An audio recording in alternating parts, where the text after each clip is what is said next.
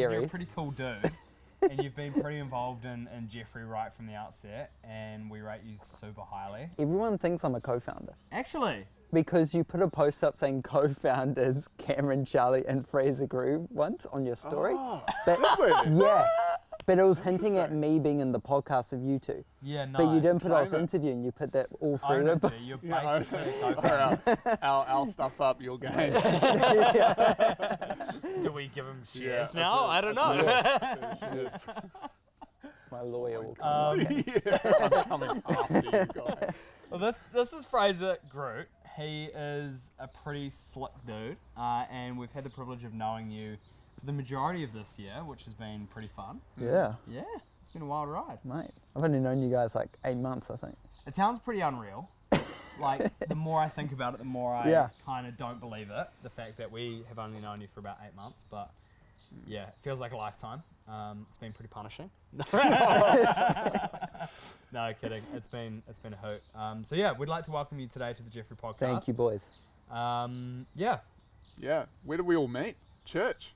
Central Church. Gotta love it. I think, when was the first time I saw you, Fraser? Yeah. I think In the lounge. no, I don't think that was the first time. I think I saw you floating around Did you? one Sunday. Yeah. I distinctly remember the yellow hoodie. Yeah. Everyone I remembers think seeing was that my was opening like line, the I won't highlight lie. of seeing you for the first time. Was like, damn, there's a vibrant hoodie. This dude's that got broke style. me into the church. I won't Real lie, easy. I pasted that. It's a did. Drew House hoodie. Justin Bieber, if you're out there. Shout out, Justin. I pestered you full time with Yeah. that. I was like, honestly, this hoodie, it's going to pull all the Christian chicks. Is that what you're wearing? Actually, yeah. And I mean. I mean, it's not as cool now wearing Drew House. It's true. There was Every definitely a third phase. man has Drew House Exactly. now, but But you're faithful and you're consistent. yes. Loyal. Some would say. No, I've got the hoodie in the lounge. I don't know why I took it off. I should have rocked it. Oh, I mean, Sorry. It's good stuff. It's repping the iconic. Jeffrey, eh? Repping the Jeffrey. Yeah, so I remember pulling you aside, and that was definitely like the good old pickup line of, hey, you should come and hang out with me because you look like a cool dude. And it was funny because I remember our first conversation.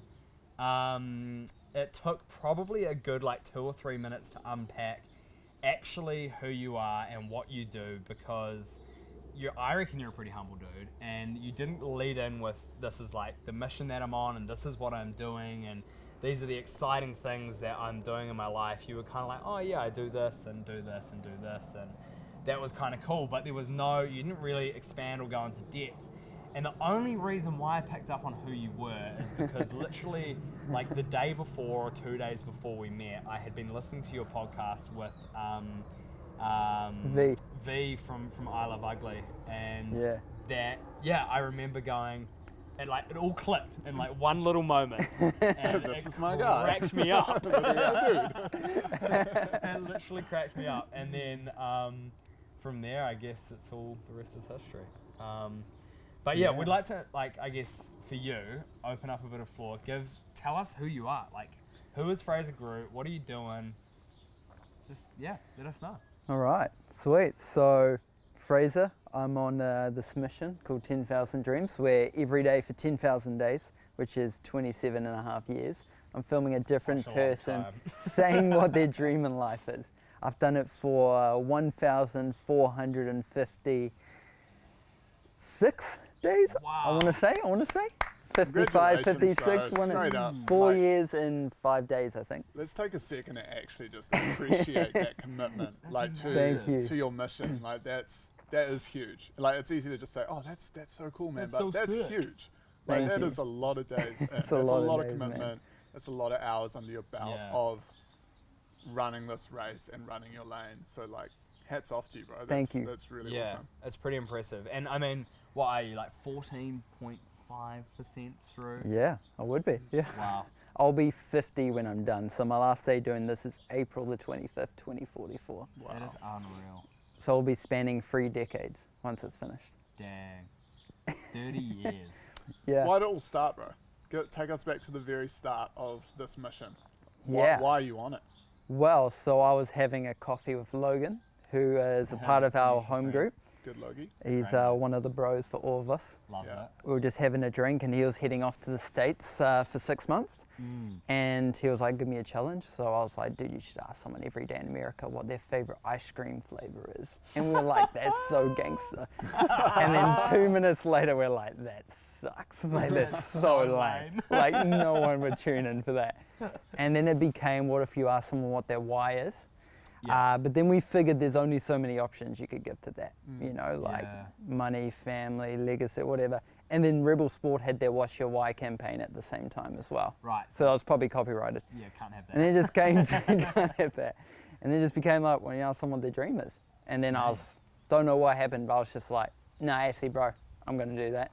I think that's a cool idea. So you guys kind of switched roles in that? Yeah, totally. I don't know what it was. I was just like, I'll do that. And then some kind of bet was made, which we cannot remember. Dang. Oh, that's the thing. Everyone asked me what the bet was. That's annoying. And the next day I was meeting with your cousin, Art Green. Yeah. So weird that Logan's in our life group and that your cousin's of Art. Yeah. So weird. So connected. So weird. Yeah. So New Zealand. So I was meeting with Art the next day and I was just like, dude, I'm doing this thing for 1 year. It's called 365 Dreams and do you want to do it? And he's like, sweet. Cool. And yeah, man, that was it. It was just meant to be 1 year, which the first like 200 days, it was just a burden, man. Wow. I hated it. Because it was just like, why am I doing this? Like, this is so lame. Like, didn't really have like an end goal no passion. There was no purpose behind it. Right. Yeah. No one was seeing it. No one was Purely looking at it. It was just like, off the what back am I of a doing? bet and a beer with Logie. Oh man, yeah. And it wasn't until like 244 days in, I was chasing Jacinda's dream before she became Prime Minister. Wow. And her team said no. So I went back and I was just like, one night I was just like, I'm actually doing it for 10,000 days now. I just did one of those like WTF emails. I was like, screw it. What could go wrong? Yeah. And they came back and went, sure, we'll do it next Tuesday. And I was like, Damn.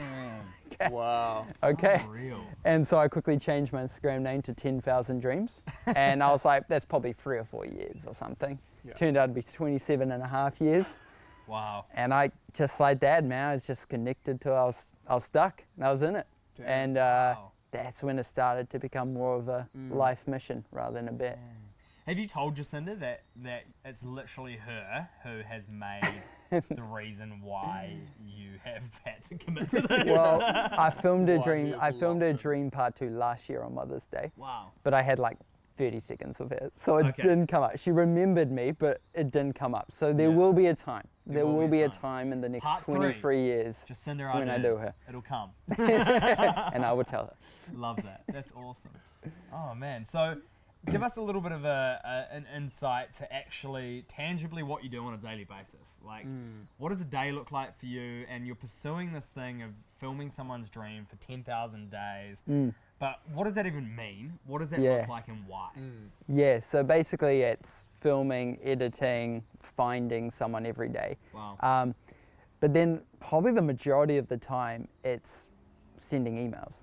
Like I've sent like 30,000 emails since I started. Yeah. So I've been I've had like 400 celebrities on.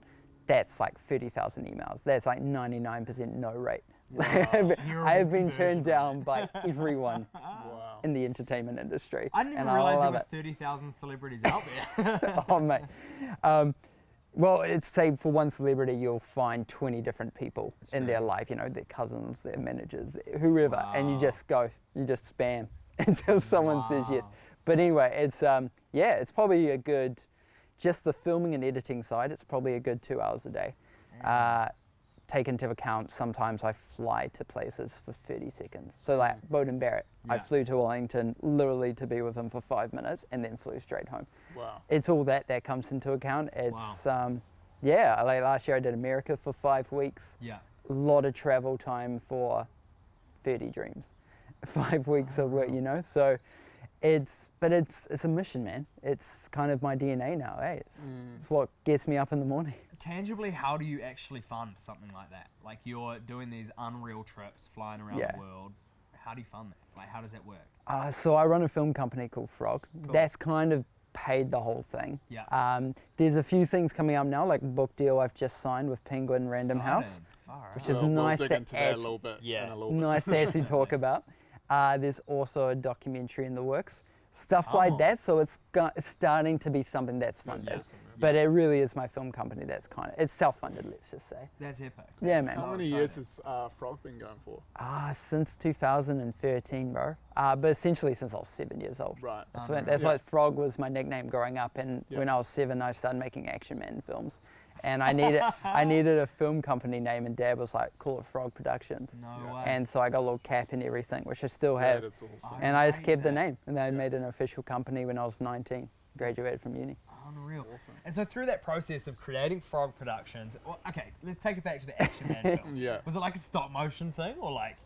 There was stop motion stuff, mainly with Lego, but the Action Man film was like an hour and a half. It was there was feature film with Action Man. Yeah, I made my parents watch it. There was also Barbie dolls, and there was, because it was around the time Matrix Reloaded came out. Oh, and there was this big sex scene in Matrix Reloaded, and so I had a big sex scene with the Action Man and Barbies. No, and I had a sign that said it's R-rated at the start, and only my parents can watch the film. Gold. Yeah, I've got the DVD case and everything still. Man. Yeah, Oh, it's Fraser. R-rated with sex scenes. Maybe we re-release it as a collab.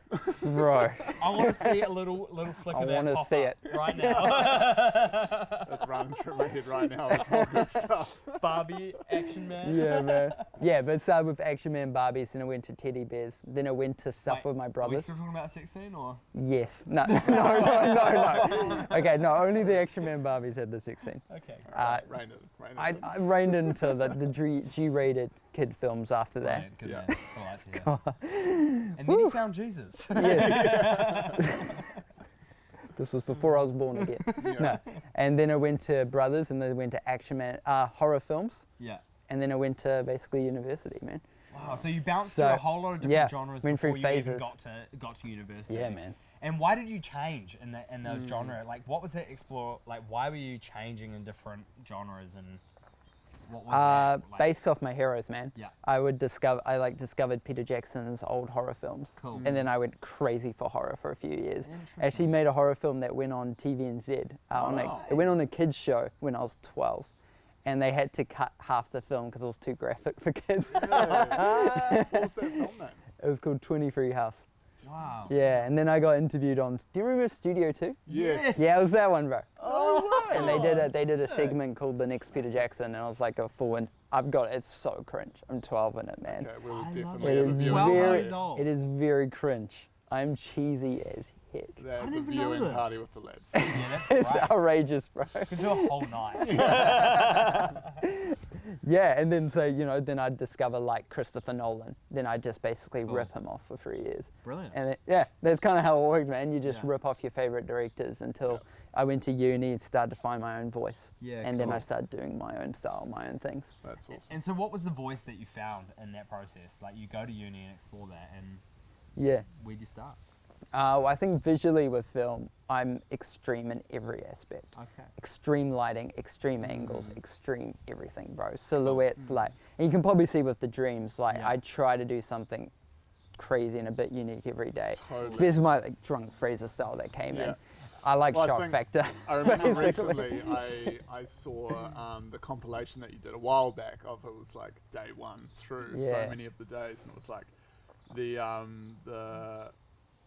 cinematography from the first one compared to what you're doing now, it's like, Yeah, the it's pretty evolution cool. is like, insane. You're Yeah. having so Yeah. much fun with it now, and you're Yeah. tailoring it to these individuals and to these personalities, and just trying so many cool things. So it's sure. it's Thank awesome you, to man. see you, actually like having fun with it, I guess, and getting really passionate about it, and being able to like try new things and experiment with it as another like avenue for you to grow as a filmmaker. Well, as a creative man in any aspect, doing something every single day religiously and challenging yourself every day, I think it's made me a better filmmaker. That's such a good point. I thought this was taking me away from being a filmmaker. Yeah. And so that's why I had such a negative mindset towards this for the first couple of years. So you're talking about 10,000? Yeah, bro. Yeah, I was wow. like, this thing's going to stop me being Spielberg because it's every day, it's taking too much of my time. Yeah. And then I started to realize that actually this is like honing my craft. Yeah, Every cool. day I have to do film. Yeah. And if I didn't have this, you'd probably go weeks where you don't even touch a camera and you'd get lazy. As probably all creatives, you go through phases where you just feel 100%. uninspired. Yeah, definitely. Whereas I don't quite have that luxury to feel uninspired. If I'm uninspired, I still have to film a dream. And I've now refused to bring tripods and stuff to dreams, so I force myself to use their environment. One story, I filmed the cinematographer of Harry Potter and the Prisoner of Azkaban. Yeah. I filmed him at Auckland Airport when he was stopping in, and he's like an 80-year-old dude. Very old school, very traditional. Love that. And I didn't have a tripod or anything, so I used the trolley, the airport trolley as a track. No. He wasn't impressed, man. It was quite an awkward meeting, but I was just like, dude, this is, he's like, you got no tripod? And I was like, this is my tripod, man. That is amazing. I love that. It forces you to be creative. That's awesome. Which is great, because I mean, your camera is currently set up on an ironing board in our backyard. I can't tell you how many times this has been sent away to get fixed. I put it on like a washing line, and I was spinning it around during a dream, and it flew off and like smashed. I throw it in water. But it's probably bad. It's pretty bad, but it's fun. That to me is so exciting. Special about that, Yeah. bro. It's like, because that as a creator, like I'm sure that you can vibe with this, is that you experiment and you break things to find new creative expressions and just new things and new ways people have never done things before. So it sounds like with ironing boards and washing lines, like you're doing exactly that, and you're pioneering a way when it comes to film, which is important. I think it's really important for all of us to challenge the status quo and challenge what is already there and what's gone before us to be able to create and evolve. It's cool. It's also super domesticated, you know. Good old washing board, ironing board. Knows his way around an ironing board. Wipe them up. Bro, I'd love to know.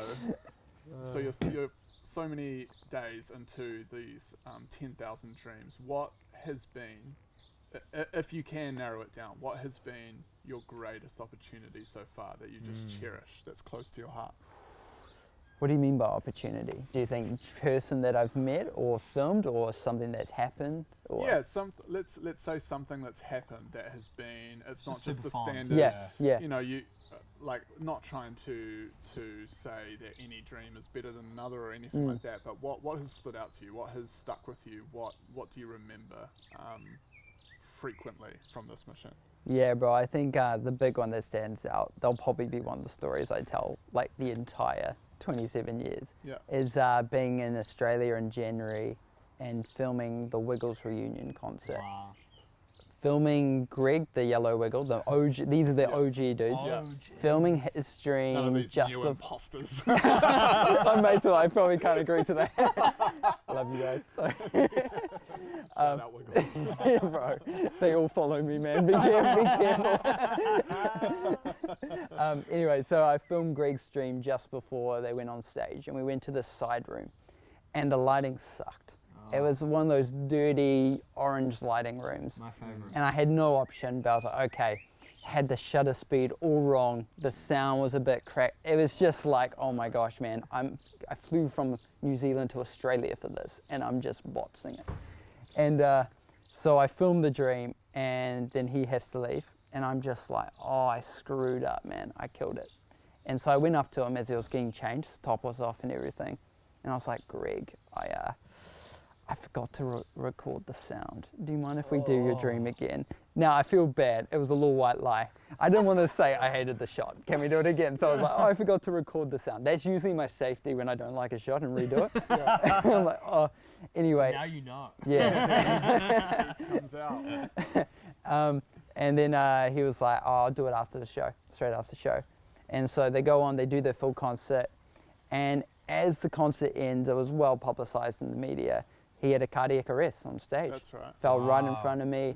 And bro, we thought he died. It was like crazy. Ambulances showed up. The whole thing was shut off. And it was just me, the Wiggles, and the crew. And the cast basically all backstage for like an hour. Everyone crying, hugging everyone. It was insane, man. It was like, oh my gosh, we think he's died. And luckily he recovered, and luckily he's doing well. But then I look back at the dream I filmed with him like, oh, okay, nah, who cares if the shutter speed was wrong or if the lighting was crap. Wow. It's like, that could have been his last moment that you captured. Yeah, wow. And now suddenly that's so special. So That it's so much dream's power, like, yeah. I look at that totally different now. That's and I think that amazing. changed the way I looked at my dreams. Usually my happiness with dreams was based around how I filmed it rather than the actual dream itself. Since that moment, it's more like, who cares what the shot looks like? Obviously I'll do my best, but the dream's way more important Yeah, for than sure. the shot. That's awesome. So that stood out massively, man. Yeah. That's cool, man. Far out. I'm gonna flip it on you now. So Hit me. we've just heard your greatest opportunity and most memorable moment. What is your biggest regret? Bro. Your biggest regret so far Yes. over these last few years? I was standing at customs at Auckland Airport, going to Christchurch, domestic airport, and it was a Sunday morning, and I had all my camera gear. I was going down for a shoot, Yeah. and there was a big line in customs, and I put my gear through the thing, and it starts beeping away, and security take it out in front of the big line. I'm holding up the line. They're taking everything out piece by piece, and I'm like, dude, there better not be someone in the film industry behind me. And I turn around and James Cameron's behind me. No. Like the biggest director in the world, director of Titanic and Avatar and Terminator. No way. And I'm pretty good now with celebrities, but I just froze, man. You need some warning before you know. You see but James Cameron. you need some warning. Yeah. If I knew he was going to be there, I would have handled it different. But I freaked. So they finish off my camera, whatever they do. And so I go and wait on the other side of the counter. And I'm waiting for him to go through. I'm like, you have to go up to him. Like, you have to. And I was like, if he walks past me, I'll stop him and I'll ask him.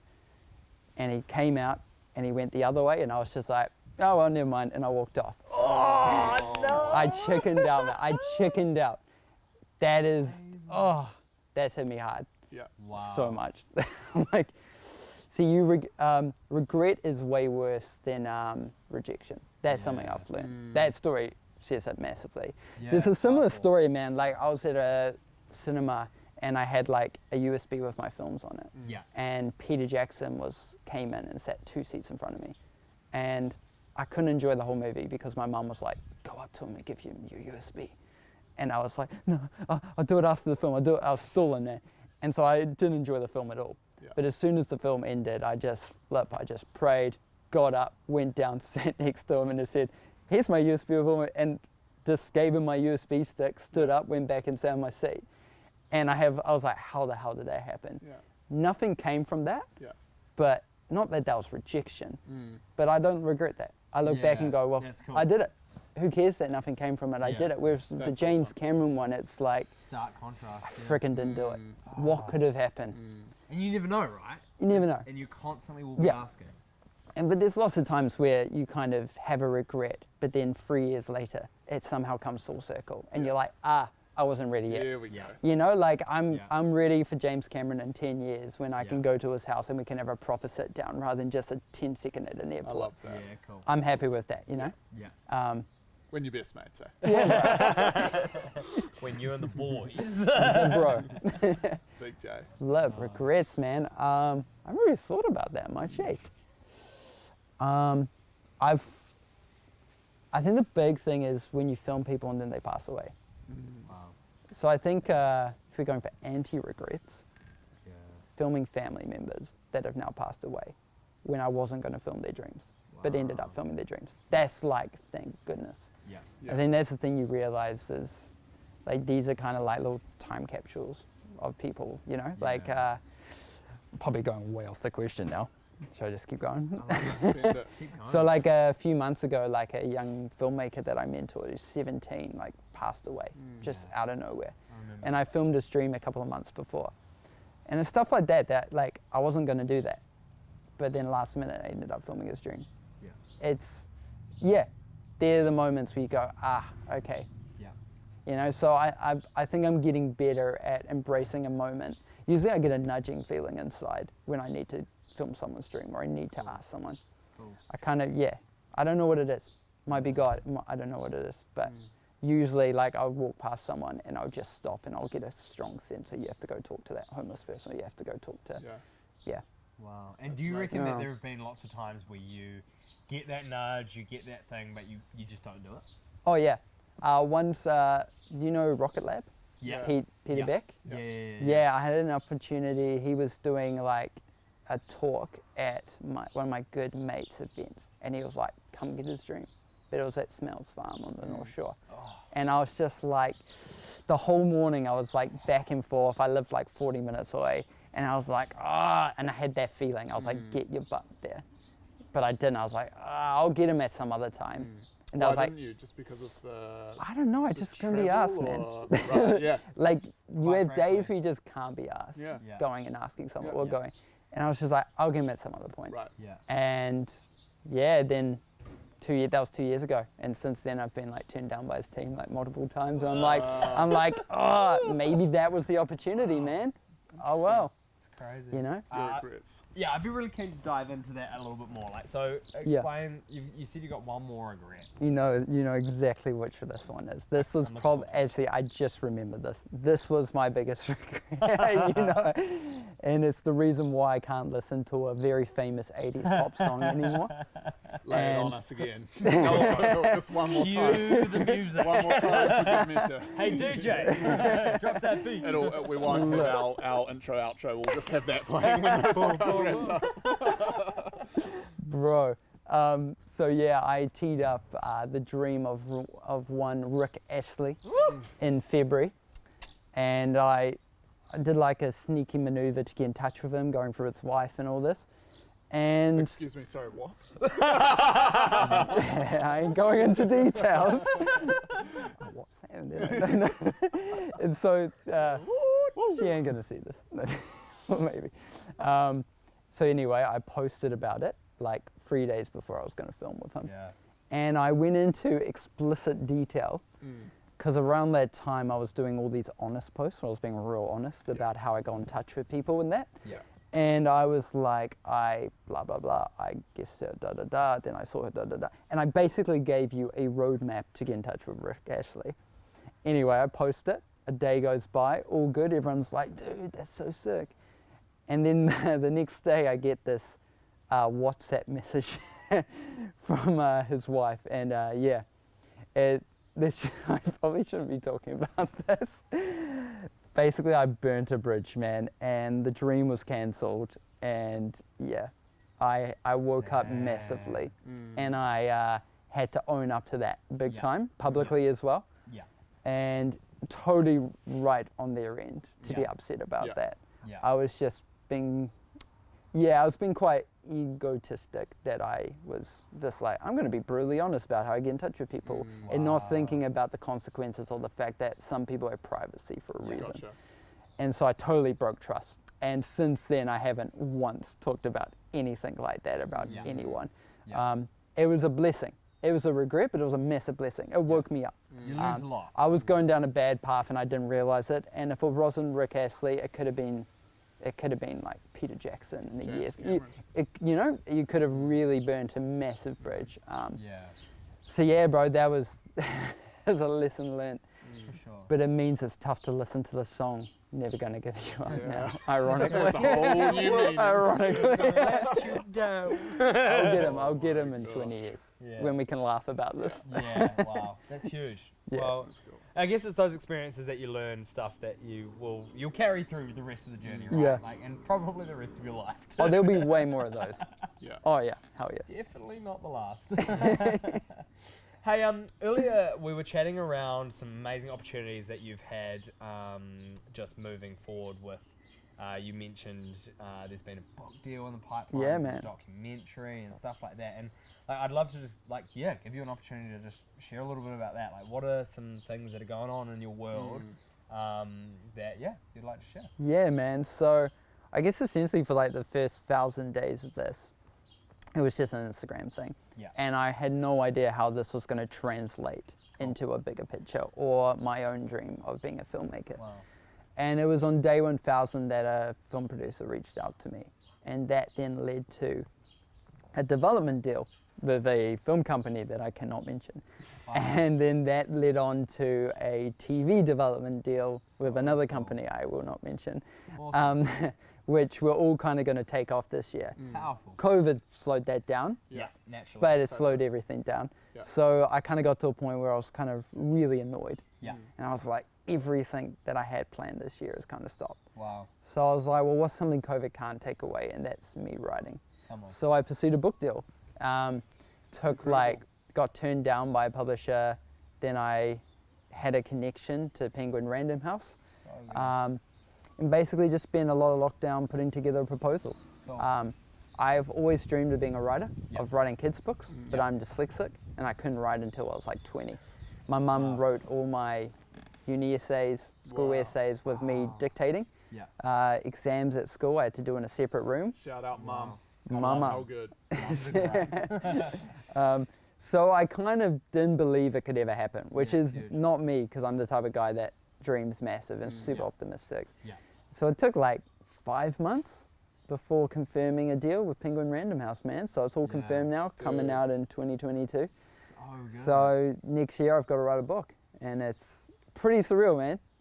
It's It's amazing, bro. yeah, it's one of my biggest passions in Yeah. life, writing now, and I had no idea it was, but That's it is so now. eh? cool. I have a bit of dyslexia like in my family and like immediate family members, and I'm sure even like I guess extended family members that like have that journey as well. And like, what would be a message? I'm sure there are many people out there that have dyslexia, but for you as someone who has found a passion and a heart for writing, and you've got a book deal and you're pursuing that, like, how would you say dyslexia fits in all of that? And for you, like, what has that journey been like? Well, I think I used dyslexia as an excuse for most of my life. This Wow. is why I can't write. This is why I sucked at school. Wow. Yeah.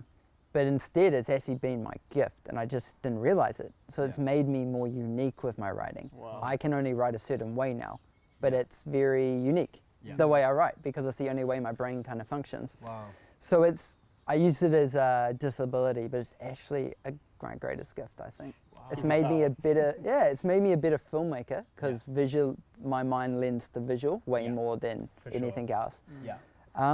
But also, like, to any dyslexic out there, just don't let it hold you back. Like, I had to endure writing for years and sucked at it. It was kind of doing Facebook birthday posts that got me, that allowed me to find my voice with Yeah. writing. Wow. It's the little things, right? Yeah, man. Yeah.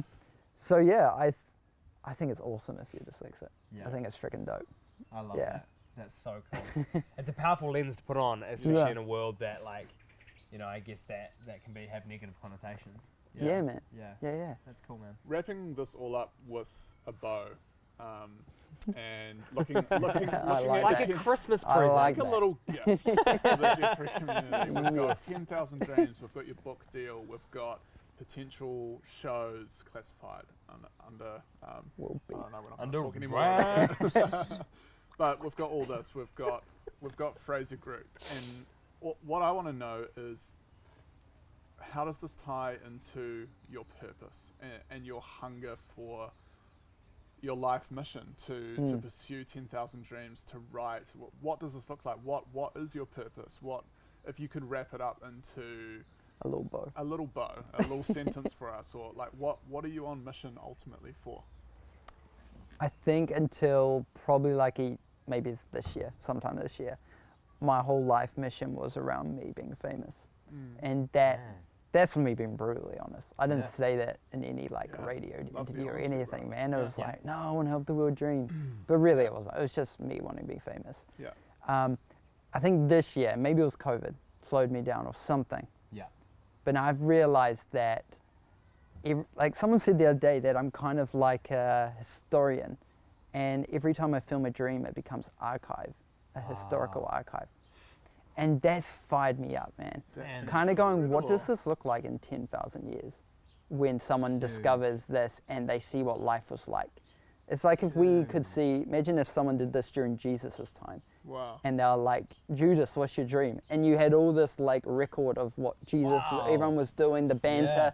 There's a whole different lens. So once I started looking at it like that, I'm like, oh my gosh, man, I think this is my purpose. Wow. I think genuinely I want to change culture by putting dreaming as plan A. Because I think it's become a plan B in culture. Yeah. And I think schools and everyone says, no, you got to go get a real job. You got to go, you know? 100%. I know. I think if I just doing one dream a day for a quarter of my life can inspire at least if it can inspire one person to believe in themselves and believe in their dream, that is what it's about, man. Ultimately, my moonshot dream is to film 1 billion dreams. Wow. Which seems impossible on the outset, and I thought it was until I did the maths. And 1 billion dreams is 100,000 filmmakers doing what I'm doing for 27 years. Wow. That's 1 billion dreams. Wow. Or 10,000 filmmakers doing this for, 100,000 days. 100,000 days. I wrote this in the book. Yeah. And so it'd be, I think something like that. Roll call! Rally the troops! So if Let's go. like, it probably won't be in my lifetime, but if in hundreds of years this thing is gone and everyone in the world gets a chance to share their dream, that is my purpose, I think, man. Awesome, bro. I just want to bring dreams to the world. Imagine if even like after you pass, someone else takes up that mantle. Yeah. Even if it's only one. Yeah. Like, bro. Touching back to that that historian thing, if there is one person on the face of this planet, always at all times, filming people's dreams. Yeah, bro. You've got this just unreal lens into people's lives, into what gets people going, their motivations, their hearts, their purpose. I think it's powerful. Would you ever consider exporting every dream you've ever filmed, putting it on a hard drive and burying it somewhere? Oh, that'd be pretty dope. Like a treasure chest somewhere. Firing it into space. You could put, bro, tee it up with Elon Musk. Drop it off on Mars. If you get in touch with Rocket Lab. Send your dreams to too space. soon. Dude, that'd be sick, man. Yeah. Take it to the stars. Why not? Your moonshot dream. It's gonna happen, man. It's gonna happen. That's powerful. I love it. Yeah, bro. You're inspiring, Fraser. And I Thank think you, boys. even, like, just sitting here with you this fine evening, it's been a while since we've been on a podcast, but it's exciting. It lights a fire in my heart. Yeah. Well, I think we talked to Fraser about his life and what's going on regularly we do. throughout the weeks. And it's cool to actually sit down intentionally and carve out some time. Take the time. Yeah. Like we already dig deep, but Let's be honest. this is cool to even dig deeper and figure out where you're at right now. Yeah. Because you can go on a podcast, you can share where you're at, but this is right now. This is where you're at, and it's awesome for you to share it with us in the community. I've got one last question. Oh, go on. Oh. And I've done it with everyone so far. I believe. It's good stuff. What is your vision and heart for the Jeffrey community? Yeah. Oh.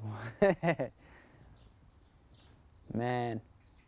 Well, I guess got to tie it back to what I'm kind of doing. Cool. Is that people believe in their dreams and that they pursue their dreams. Cool. That they don't just pursue the dreams that their parents tell them they have to do, or their teachers or their friends. That they truly discover what their purpose is and they believe in that and that they pursue that, man. Cool. That'd be my That's vision. awesome. That's powerful. That's really, really powerful. I love it. So good. Thank you, boys. It's been a Bro, hoot. thank you. I rate that. Honestly. I like it. I like I it. like that a lot. Thank you.